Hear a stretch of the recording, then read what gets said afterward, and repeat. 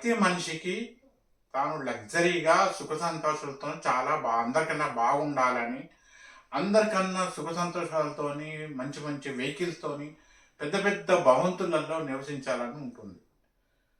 Name and fame కోసం కూడా వాళ్ళకు ఒక విధమైన తపన కోరిక ఉంటుంది. తనకు మంచి ప్రొడక్షన్ కావాలి.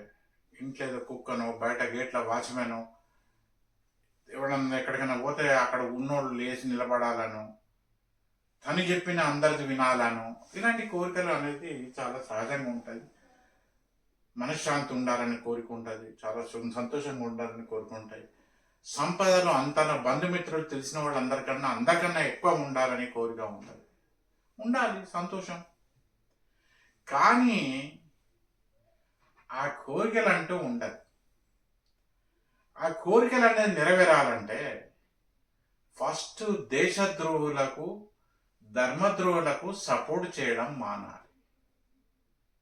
ఎవరైతే దేశద్రోహులనో ధర్మద్రోహులనో వాళ్ళకి సపోర్ట్ చేయడం మానాలి. అలాగే ఇప్పుడు మనం ఇంట్లో కానీ బయట కానీ మనం ఏమన్నా టిఫిన్ తినేటప్పుడు కానీ భోజనం చేసేటప్పుడు కానీ ఆ వడ్డిచ్చే వాళ్ళు మనకి ఏది కావాలంటే అది ఇస్తారు.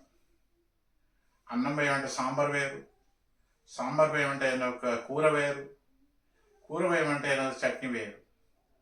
అలాగే నీ మనసులో ఆలోచనను బట్టే నీకు జీవితంలో అనుభవాలంటే ఎదురవుతాయి. ఉదాహరణ మనకు అందరికీ తెలుసు, ఈ యూట్యూబ్ ఛానల్లో ఒక విషయానికి సంబంధించిన నువ్వు ఆ వీడియో చూస్తుంటే నెక్స్ట్ వీడియోలు అవే వస్తుంటాయి. నువ్వు ఒక న్యూస్కి సంబంధించి చూసే ఉంటే అవే న్యూస్కి వస్తాయి. ఇప్పుడు ఏదో గల్ఫ్ వారు, అమెరికా ఇరాన్ వారు ఇవన్నీ ఏదో మనం చూస్తున్నాం, నెక్స్ట్ వీడియో కూడా అదే వస్తుంటుంది.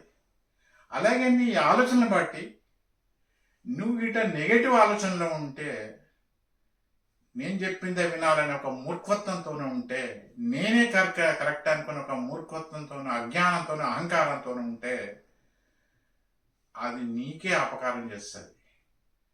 ప్రకృతి నువ్వు ఏది కోరుకుంటే అది ఇస్తుంది, నువ్వు ఏది ఆలోచిస్తే అది ఆలోచిస్తుంది. దీనికి మహాభారతంలో కూడా ఒక కథ ఉంది. ద్రోణాచార్యుడు ఇటు ధర్మరాజుకు అటు దుర్యోధనకి ఇద్దరి గురువే. చెడ్డవాళ్ళు ఎవరు మంచివాళ్ళు ఎవరు లిస్ట్ రాసుకోమంటాడు. కొద్దిసేపు అయినాక ధర్మరాజు ఎట్లా నా పేపరు, ఆ వైట్ పేపరు ఆ పెన్ను అట్లనే వాపసు ఇస్తాడు. దుర్యోధనకి పేపర్లు సరిపోతలేవు, ఎంతమంది పేర్లు రాసినా ఇంకా మిగిలిపోతూనే ఉన్నాయి. అంటే నువ్వు నీ మనస్తత్వాన్ని బట్టి సృష్టి నీకు మంచోళ్ళు చెడ్డోళ్ళు అనేది, నువ్వు మంచివాడివి అయితే అందరు మంచోళ్ళే.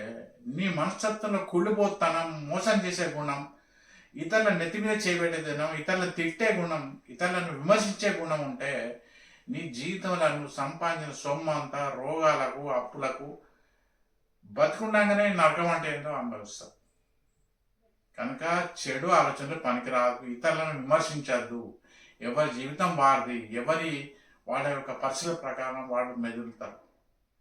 అంతేగాని ఇతరులను బదనాములు చేయొద్దు, ఇతరులను విమర్శించవద్దు, ఇతరులను నువ్వు కించపరచవద్దు, వారి మనసును నొప్పించవద్దు, ఇతరులను నువ్వు మోసం చేయవద్దు.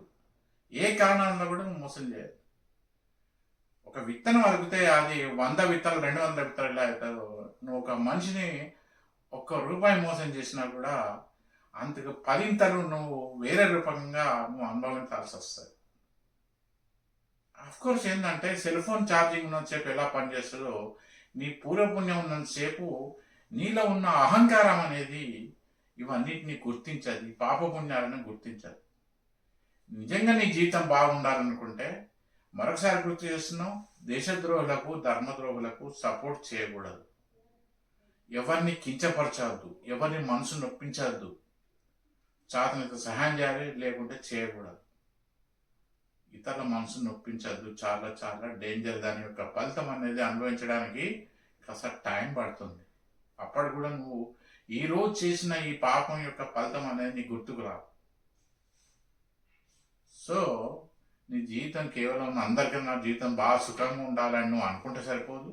ఇవాళ నీకున్న సంపదలు అవి నీకు ఎప్పుడు నువ్వు అనుభవిస్తానని అనుకోవద్దు.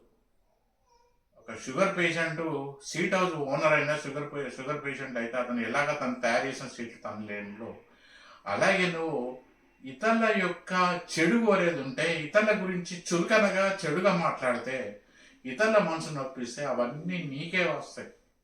ఇందాక చెప్పిన కదా, మనం తినేటప్పుడు ఏది అడిగితే అదే వడిచేవాడు అదే వేస్తారో, అలాగే నీ మనసులో ఉంటే చెడున్న చేప అవన్నీ నువ్వే నీ జీవితంలో ఎప్పుడో ఒకసారి అనుభవించాల్సి వస్తుంది. అందుగురించి దీన్ని పాజిటివ్ యాటిట్యూడ్ ఉండాలి కానీ నెగటివ్ యాటిట్యూడ్ పనికిరాదంటారు. నకారాత్మక ధోరణి పనికిరాదు. నా అభిప్రాయం ఎవరైనా నచ్చిన వాళ్ళు